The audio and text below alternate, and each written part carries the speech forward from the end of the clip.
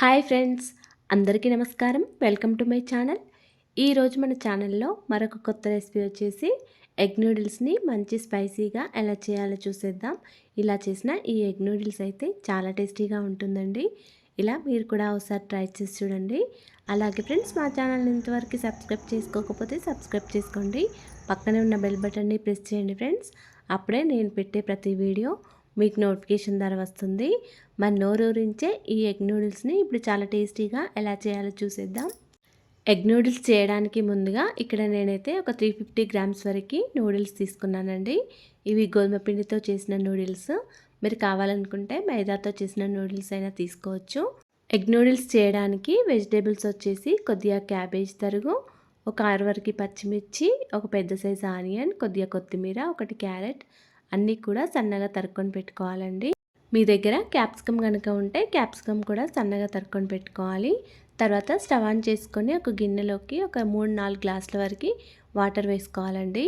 Water వేడైన తర్వాత ఒక హాఫ్ టీ స్పూన్ వరకు సాల్ట్, ఒక 2-3 టీ స్పూన్ల వరకు ఆయిల్ వేసుకోవాలి. ఇలా ఆయిల్ సాల్ట్ వేసిన తర్వాత మనం తీసుకున్న నూడిల్స్ ఇందులోకి వేసుకోవాలండి. ఇలా ఆయిల్ వేయడం ద్వారా మనకి నూడిల్స్ అనేవి పొడి పొడిగా వస్తాయండి. ఇలా నూడిల్స్ వేసిన తర్వాత స్టవ్ని హై ఫ్లేమ్లో పెట్టుకుంటూ ఈ నూడిల్స్ని ఉడికించుకోవాలి. మధ్యలో ఇలా ఒకసారి కలుపుకుంటూ నూడిల్స్ని రివర్స్ చేసుకుంటూ మంచిగా ఉడికించుకోండి. ఈ నూడిల్స్ ఉడకడానికి దాదాపు ఒక 3-4 మినిట్స్ పడుతుందండి. ఇలా నూడిల్స్ మనకి ఒకటి తీసుకొని చేతితో విరిగి చూస్తే ఒక 80% వరకు ఉడికించుకోవాలి. తర్వాత స్టవ్ ఆఫ్ చేసుకోండి. ఇప్పుడు ఒక గిన్నె పైన ఒక స్ట్రైనర్ పెట్టుకొని మనం ఉడికించుకున్న నూడిల్స్ని ఈ స్ట్రైనర్లో వేసుకోండి. వాటర్ మొత్తం గిన్నెలో పడిపోతాయి. వెంటనే ఒక 2-3 గ్లాసుల వరకు నూడిల్స్ పైన చల్లటి వాటర్ వేసుకోండి. ఇలా చల్లటి వాటర్ వేయడం ద్వారా మనకి నూడిల్స్ అనేవి మెత్తబడకుండా పొడి పొడిగా ఉంటాయండి. తర్వాత చేతితో ఇలా ఒకసారి అనుకుంటే మనకి వెంటనే పొడి పొడిగా అయిపోతాయండి నూడిల్స్ అనేవి. తర్వాత ఒక చిన్న గిన్నె తీసుకొని ఇందులోకి ఒక 3 గుడ్ల వరకు పగలగొట్టుకొని వేసుకోవాలి. మీకు నూడిల్స్ తినేటప్పుడు గుడ్ల ముక్కలు ఎక్కువగా రావాలనుకుంటే మరొక గుడ్డు వరకు ఎక్కువగా బ్రేక్ చేసుకొని వేసుకోండి.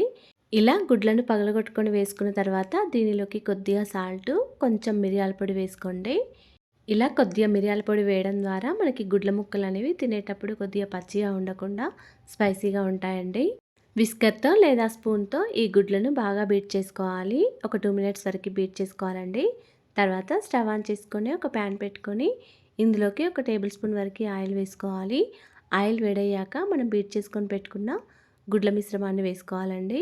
ఇలా గరిటెతో కొద్దిగా అటు ఇటు ప్యాన్ మొత్తం గుడ్ల మిశ్రమాన్ని అనుకోండి.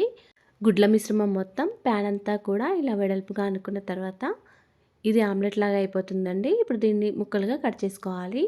ఇలా గరిటెతో చిన్న చిన్న ముక్కలుగా చేసుకోవాలి. ఈ గుడ్డు ముక్కలను ఇలా ఫ్రై చేసుకోవాలండి.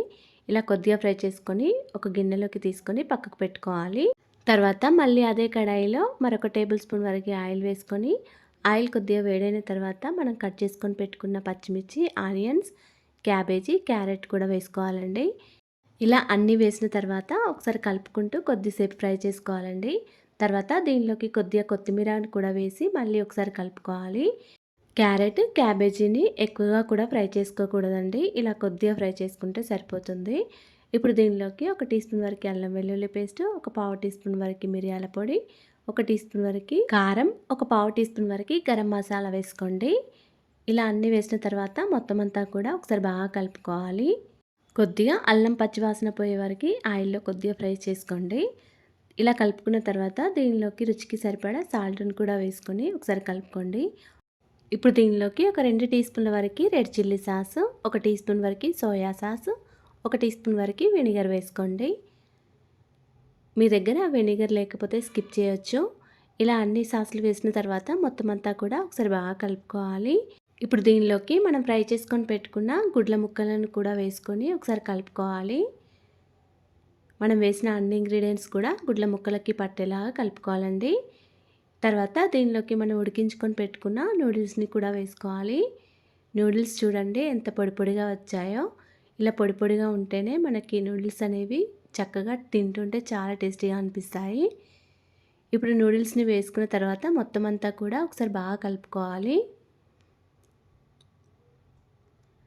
ఒక 2 మినిట్స్ వరకు ఇలాగే ఫ్రై చేసుకుంటూ ఉండాలండి. మనం వేసిన సాసులు మొత్తం నూడిల్స్కి పట్టే విధంగా బాగా కలుపుకోవాలి. స్టవ్ని హై ఫ్లేమ్లో పెట్టుకుంటూ ఇలా ఒక 5 మినిట్స్ వరకు నూడిల్స్ని చక్కగా ఫ్రై చేసుకోవాలి. మీరు కావాలనుకుంటే ఇందులోకి మరొక హాఫ్ టీ స్పూన్ వరకు కారం ఎక్కువైనా వేసుకోవచ్చండి. మీకు నూడిల్స్ తినేటప్పుడు ఇంకా కొద్దిగా స్పైసీగా కావాలనుకుంటే కొంచెం గరం మసాలా, కొద్దిగా మిరియాల పొడి ఎక్కువైనా వేసుకోవచ్చండి. అంతేనండి, ఎంతో టేస్టీగా సింపుల్గా చేసుకునే ఎగ్ నూడిల్స్ రెడీ అయిపోయాయి. ఈ ఎగ్ నూడిల్స్లో ఆనియన్ పెట్టుకుంటూ నిమ్మరసం వేసుకొని తింటే చాలా టేస్టీగా ఉంటుందండి. ఇలా మీరు కూడా ఒకసారి ట్రై చేసి చూడండి. అలాగే ఫ్రెండ్స్, మా ఛానల్ని ఇంతవరకు సబ్స్క్రైబ్ చేసుకోకపోతే సబ్స్క్రైబ్ చేసుకోండి. లైక్ చేయండి, షేర్ చేయండి. ప్లీజ్ మా ఛానల్ని సపోర్ట్ చేయండి. Thanks for watching.